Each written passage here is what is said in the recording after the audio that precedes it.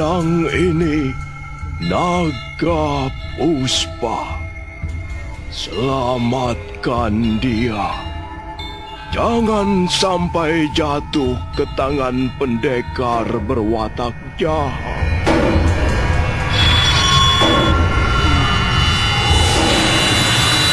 Kakang Kamandanu, kau masih juga tidak percaya bahwa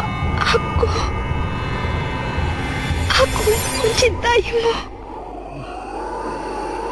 Mesin, maafkan aku, Mesin. Mesin,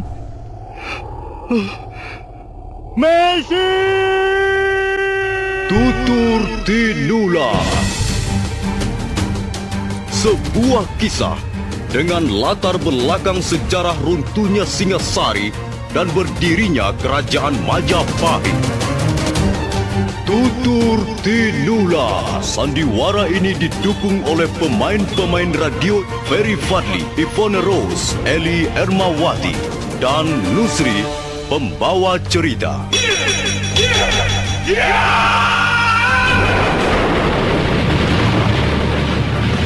Cerita ini ditulis dan disusun oleh S. Tijab. Teknik dan montase dikerjakan oleh Rudi Tinangon dan Joko SP. Sutradara EWS Yuwono. Tutur Tinula.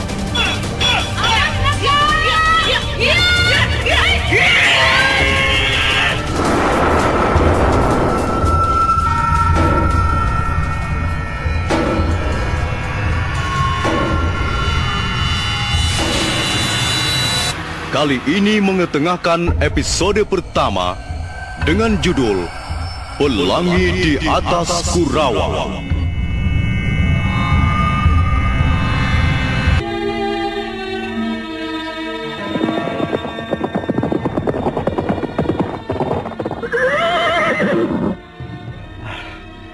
Kita sudah 3 pal masuk ke wilayah desa Kurawan, Tuan. Iya, tugu batas desa sudah di belakang kita. Ya. Tak seorang pun nampak di jalan setapak ini. Kita harus bertanya pada seseorang, Tuan. Itu. Ada seorang petani sedang mencangkul saluran air di tepi sawah. Bagaimana, Tuan, kalau kita tanya saja sama dia? Baik. Mari kita tanya di mana rumah Empu Hanggareksa.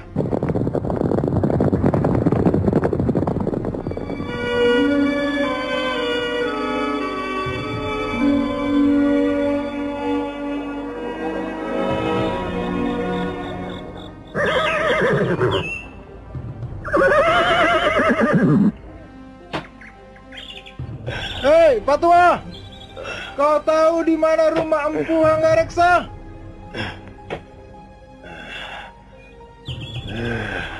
Siapa yang memotong saluran airku ini? Dasar maling. Hei, Pak Tua! Di mana rumah Empu Hanggareksa? Kau tahu tidak? Tidak. Orang seperti itu tidak boleh dikasih hati. Aku tahu, pasti pekerjaan si kambing buduk. Kurang ajar. Kau jangan mempermainkan aku, Pak Tua. Mungkin dia Tuli adik Gagandara. Kau Tuli ya, Pak Tua? Kau budak ya?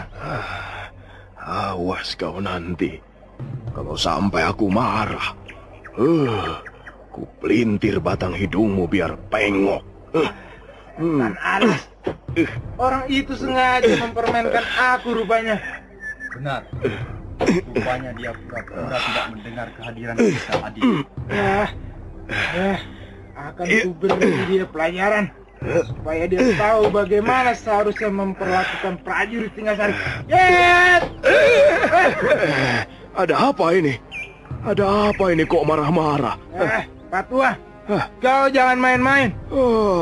Enak saja. Siapa yang main-main? Aku kan sedang macul saluran air ini. Karena airnya mampet, maka ku pacul. Pak Tua, apa kau tidak dapat melihat? Apa kau tidak tahu bahwa kami adalah prajurit-prajurit Singasari. Oh, jadi kalian bertiga ini prajurit Singasari ya? Iya. Oh. Karena itu, kau harus minta maaf pada kami. Minta maaf? Minta maaf bagaimana? Dan mengapa? Karena kau sudah berbuat salah.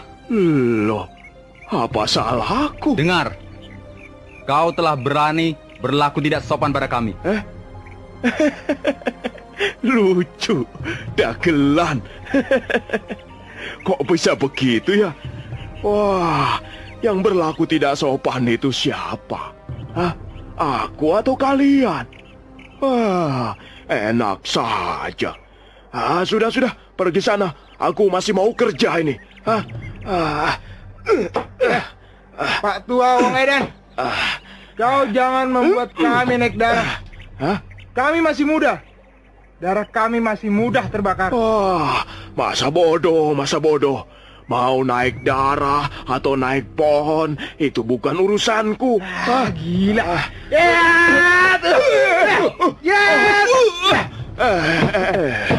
Kau ini mau apa sebenarnya, anak muda? Aku mau membuatmu berkubang dalam lumpur itu. Awas Pak Tua, tahan seranganku. Tunggu. Hentikan banyolan murah ini. Pak Tua. Iya. Kami datang ke desa Kurawan ini mengemban titah Sang Prabu Kertanegara. Iya. Lalu? Kami sudah lelah karena perjalanan yang cukup jauh. Karena itu berlakulah sedikit sopan, supaya tidak terjadi hal-hal yang tidak diinginkan. Yang berlaku tidak sopan itu bukankah kalian sendiri? Coba, apa pantas bertanya pada orang tua dari atas punggung kuda begitu? Apa mentang-mentang kalian prajurit, lalu boleh berbuat seenak jidatmu? Baiklah, ayo turun dari kudamu, Jarawaha. Baik, Tuan. Nah, sekarang kami mau bertanya, di mana rumah Empu Hanggareksa? Bukan begitu cara bertanya yang baik. Aku tidak akan menjawabnya. Kalau begitu, kami akan memaksa agar kau mau menjawabnya. Iya. Benar, Tuan. Kita paksa saja. Tunggu. Kalian tidak usah main paksa. Aku ini sudah tua. Aku bisa mengerti kehendak kalian. Jarawaha, Ganggadara. Baik, Tuan. Loh, tunggu. Kok main cabut pedang segala? Waduh. Bisa gawat urusannya kalau begini. Pak Tua. Kau masih membandel tidak mau melayani kami dengan baik. Baiklah. Sekarang begini saja. Karena kalian sudah terlanjur mencabut pedang, ya tentu tidak enak kalau harus disarungkan kembali, kan? Nah, biar aku mengalah. Aku akan menunjukkan rumah orang yang kalian cari. Tapi dengan syarat. Apa syaratnya? Kalian tentu bangga sekali dengan pedang milik kalian itu. Itu sudah pasti. Kalau kau masih rewel juga, maka sebentar lagi lumpur sawah ini akan menjadi saksi kematianmu, Pak Tua. Waduh, itu mengerikan sekali. Tapi sebaiknya jangan sampai begitu. Kalau kalian memiliki pedang, nah, aku memiliki cangkul. Ini, lihatlah. Nah, kalau kalian bangga dengan pedang itu, maka aku pun bangga dengan cangkulku ini. Nah, sekarang kita adu saja. Mana yang lebih ampuh, cangkulku ini atau pedang kalian itu? Kau jangan main-main, Pak Tua. Oh, tidak. Siapa yang main-main, anak muda?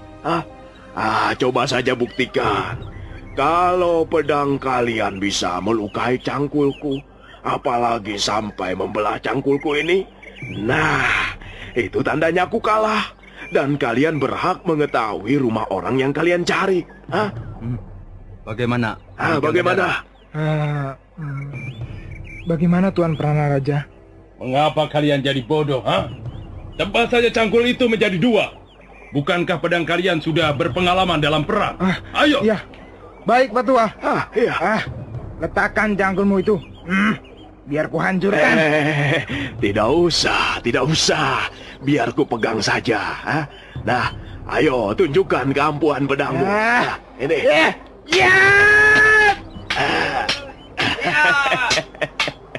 Tidak apa-apa toh. Tidak apa-apa ini. Ini lecet pun tidak. Ayo lagi yang lebih keras lagi. Ya, ayo. Kurang asam. Ya. Ayo terus. Mana? Ayo. Aku ingin melihat senjata kebanggaan prajurit Singasari. Minggir, Adi Gangadara.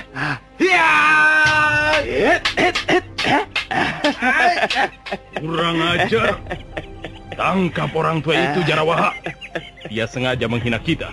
Ringkus tua bangka itu. Ini bagaimana? Tunggu, kok malah kalian menyerang aku? Wah, prajurit Singasari memang tidak bisa dipercaya. Prana Raja akhirnya turun tangan karena dirasa sikap petani tua itu sudah keterlaluan. Sebagai orang berpangkat yang sedang mengemban titah raja, dia merasa tersinggung dan diremehkan. Kemudian, dia memerintahkan agar Jarawaha dan Gangadara bertindak.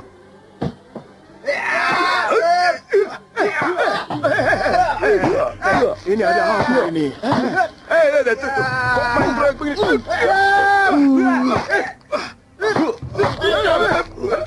Tiga. Mundur, Jarawaha. Menepilah Gangadara. Si tua bangka ini agaknya punya kepandaian juga, Tuan. Mundur, kataku. Patua. Jadi kau mau pamer kepandaian di depan kami? Apa? Aku mau pamer kepandaian? Teman-temanmu itulah yang sok jago. Mentang-mentang prajurit Singasari, lalu main tendang, main pukul, main keroyok. Ya, tentu saja aku tidak mau diperlakukan seperti itu. Kalau kau masih berkeras tidak mau melayani kami dengan baik, aku yang akan turun tangan. Sekarang ternyata kau yang ingin pamer kepandaian di depanku. Patua, lihat. Aku membawa tanda pengenal dari istana. Kau tahu artinya? Tidak. Kurang ajar. Jawabanmu semakin memerahkan telinga. Aku sendiri yang akan menghajarmu, Patua.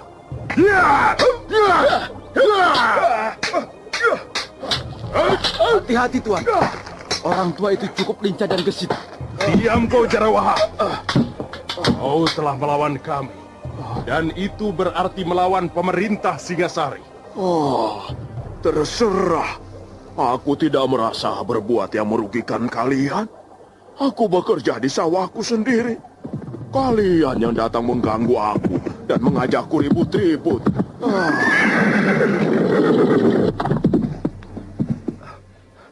Ada apa, Paman Ranubaya? Mereka itu yang punya persoalan. Tanya saja pada mereka. Kalau tidak salah, tuan-tuan adalah prajurit Singasari. Iya, kami memang prajurit Singasari. Kami datang ke Kurawan ini untuk mengemban titah Prabu Kertanegara. Oh, begitu. Lalu mengapa sampai ribut dengan Paman Ranubaya? Orang tua itu tidak tahu sopan santun. Dia sama sekali tidak memandang kami sebagai utusan raja. Kalau aku menggunakan hak dan wewenangku sebagai panglima muda, maka dia bisa dihukum cambuk 100 kali. Sudahlah, Kamandanu. Hantarkan mereka itu ke rumah orang tuamu. Jadi tuan-tuan bermaksud mengunjungi rumah kami? Iya, kami mau menemui Empu Hanggareksa. Empu Hanggareksa adalah orang tua saya, Tuan. Kalau begitu, kebetulan sekali, Tuan. Kita ikut saja anak muda ini pulang ke rumahnya. Benar kau putra Empu Hanggareksa? Benar, Tuan. Mari, Tuan. Rumah saya tidak terlalu jauh dari sini. Tinggal 20 pa lagi. Saya pergi dulu, Paman Ranubaya. Hai, Pak Tua. Kalau kau tidak belajar sopan santun dan menghargai pejabat kerajaan, suatu ketika kau akan mendapat kesulitan besar. Mari Tuan.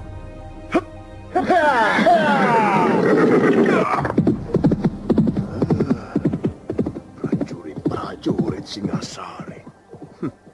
Apa yang mereka andalkan sebenarnya? Singasari, negeri buatan Kenaro. Aku melihat mendung tebal bergulung-gulung dari segala penjuru. Ya, aku melihat bencana besar akan menimpa dirimu, Singasari.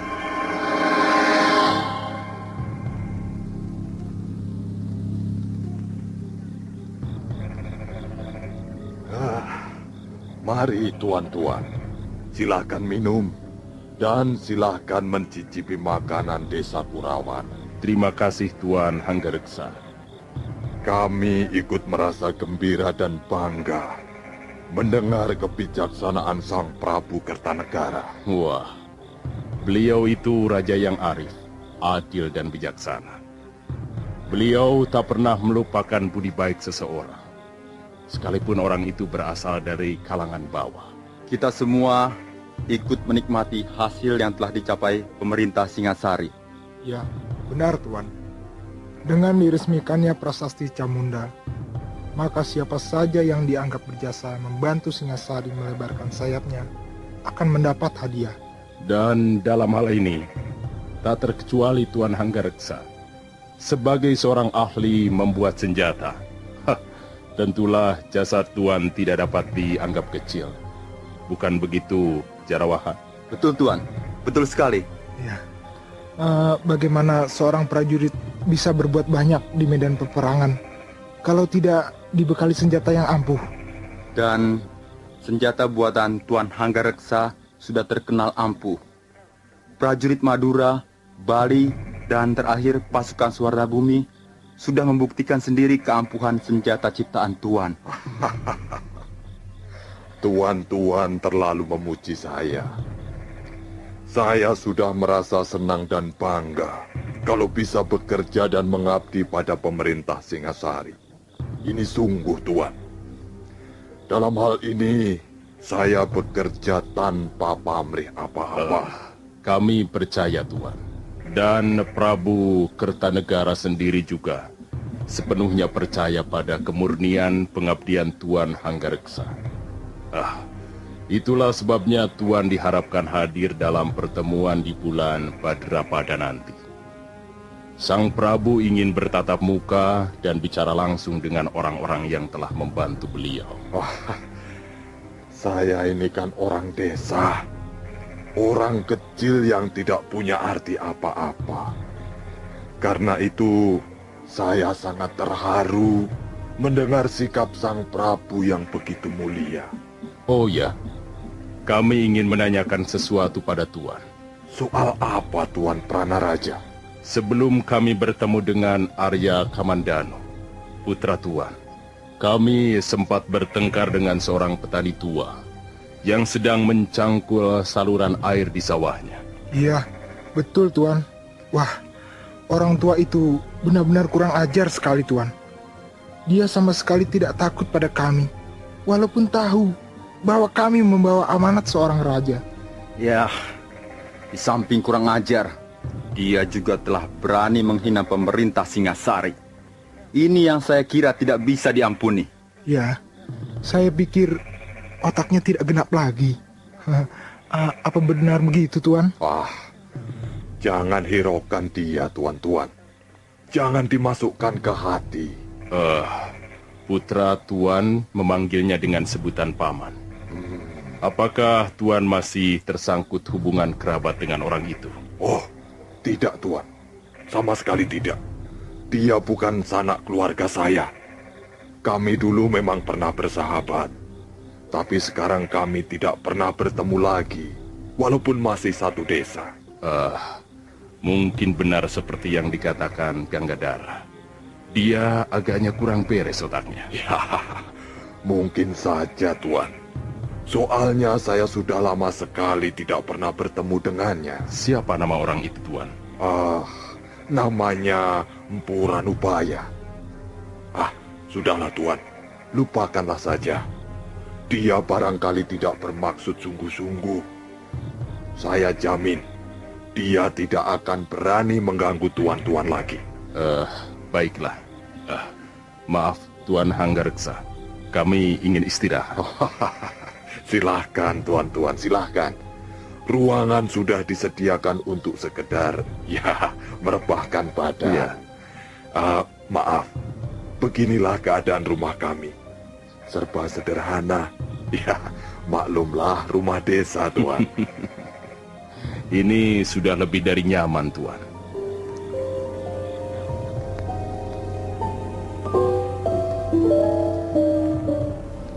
Bi, apakah tamu-tamu sudah tidur, Bi? Mereka sudah masuk ke ruangan tidurnya masing-masing, Gusti. Entahlah, apa sudah tidur atau belum. Kemana Kamandanu dan Dwi Pangga? Angger Kamandanu, hamba lihat sedang membersihkan keris di ruang pusaka. Sedang Angger Dwi Pangga, seperti biasa, sedang sibuk menulisi daun-daun rontal. Oh iya. Aku mau pergi sebentar, Bi Rongkot. Kau tutup saja pintunya ya. Baik, Gusti Hanggareksa.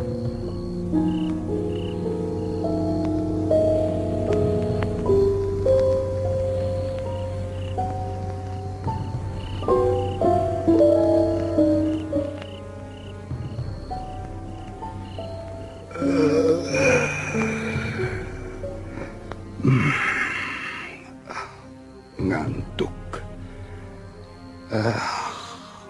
Apa enaknya tidur saja ya? Nanti kalau Bapak Guru mencari, bagaimana?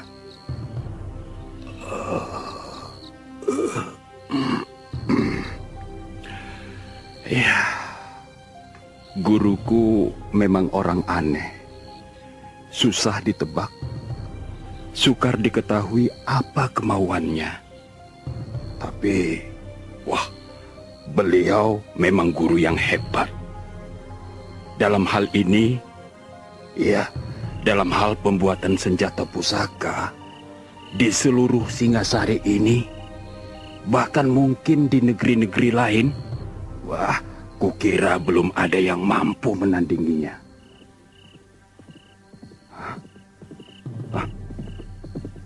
Siapa itu malam-malam datang kemari?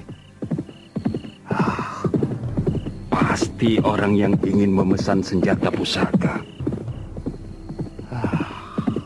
Dia pasti kecewa. Sebab guru sudah tidak melayani pesanan senjata pusaka lagi.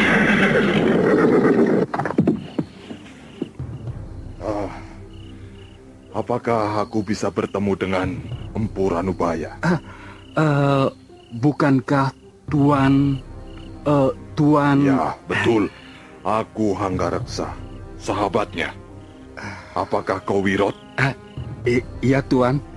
Saya Wirot. Mana Kakang Ranubaya? Apakah aku bisa menemuinya? Sekarang ini tidak di rumah, Tuan. Di mana aku bisa menemuinya, Apakah harus sekarang, Tuan? Aku besok pagi sudah harus berangkat ke kota Singasari. Kalau begitu, mari ikut saya, Tuan.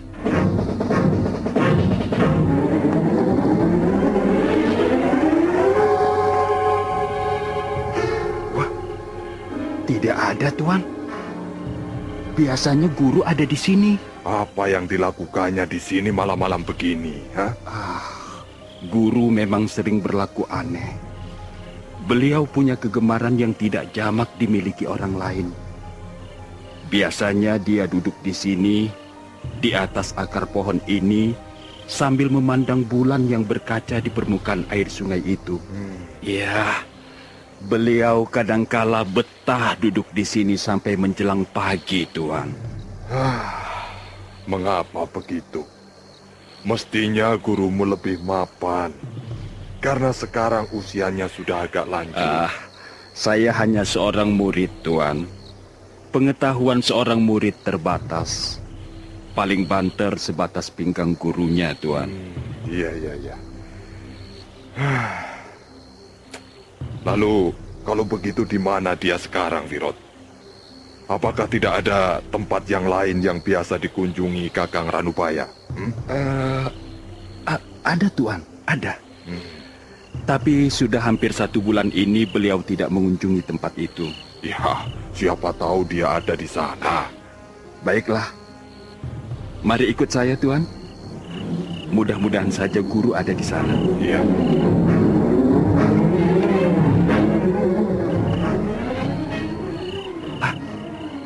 Sepertinya juga tidak ada, Tuan. Pintu gubuk sudah tertutup rapat. Gubuk jerami ini milik siapa, Wirot? Milik beliau juga, Tuan. Saya yang membuat. Tempat ini biasa dipergunakan guru untuk menikmati mangkok tuaknya, Tuan. Oh, begitu. Rupanya Kakang Ranubaya sudah bergaul dengan api dalam cawan itu. Iya, kadangkala beliau mabuk dan tertidur di atas tumpukan sabut kelapa. Kasihan Kakang Ranubaya. Mungkin akhir-akhir ini dia banyak mendapat kesulitan dalam hidup. Rasanya tidak, Tuan. Beliau biasa-biasa saja. Hidupnya sangat sederhana. Yang jelas beliau tidak pernah memusingkan persoalan-persoalan duniawi. Kalau tidak, mengapa dia minum tua? Soal itu, beliau pernah berkata pada saya, Tuan. Wirot, aku tahu api ini panas. Bisa membakar hangus tubuhku, juga jiwaku. Tapi aku tidak takut terbakar. Bukan karena aku putus asa. Di dalam cairan ini aku bisa menemukan Ranubaya yang sesungguhnya. Bukankah seluruh isi dunia ini mabuk? Dan bukankah mabuk itu ada banyak ragamnya? Mabuk kekuasaan, mabuk pangkat dan harta, mabuk wanita, mabuk kebiar dan gemerlapnya ketenaran. Nah, aku sengaja memilih mabuk tuak saja, karena tidak berbahaya. Paling-paling aku sendiri yang akan mengalami bencana, dan bukan orang lain. Lagi pula, mabuk tuak murah harganya. Hanya 10 beribil sudah bisa sampai ke tujuan. Kakang Ranubaya berkata begitu, Wirot? Betul, Tuan. Hal itu sudah lebih dari 10 kali pernah dikatakannya pada saya. Pendapat seperti itu tidak benar. Aku tidak setuju. Tapi ini adalah hak setiap orang. Baiklah. Sekarang kemana lagi kita harus mencarinya, Wirot? Kemana lagi ya? Wirot, Iya. masih ada tempat lain yang biasa dikunjunginya? Ada, Tuan. Ada. Tapi apa lagi?